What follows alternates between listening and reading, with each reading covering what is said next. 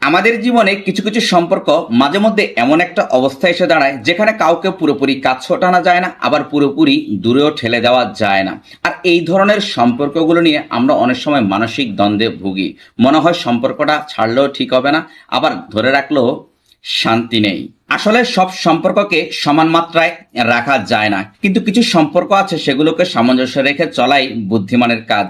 সবাইকে ভালোবাসা যায়, কিন্তু সবাইকে জীবনের কেন্দ্রবিন্দুতে রাখা যায় না। তাই কিছু মানুষের ক্ষেত্রে সম্মান ও সৌজন্য রেখে তাদেরকে সমান্তরাল দূরত্বে রাখাই জীবনের শান্তির চাবিকাঠি। এতে করে সম্পর্ক ভালো থাকে আর মনও হালকা থাকে। মনে রাখবেন, সবাই আপনার ঘনিষ্ঠ হওয়ার যোগ্য নয়, আর এটা বুঝে চলাই পরিণত মানসিকতার লক্ষণ।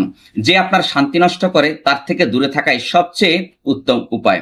আরেকটা গুরুত্বপূর্ণ বিষয় হচ্ছে যে যেই কোনো সম্পর্কের মান নির্ভর করে দূরত্বের ভারসাম্যের উপর। যেমন খুব কাছে টানলে যেমন জ্বলে যায়, আবার একেবারে দূরে ঠেলে দিলে হারিয়ে যায়।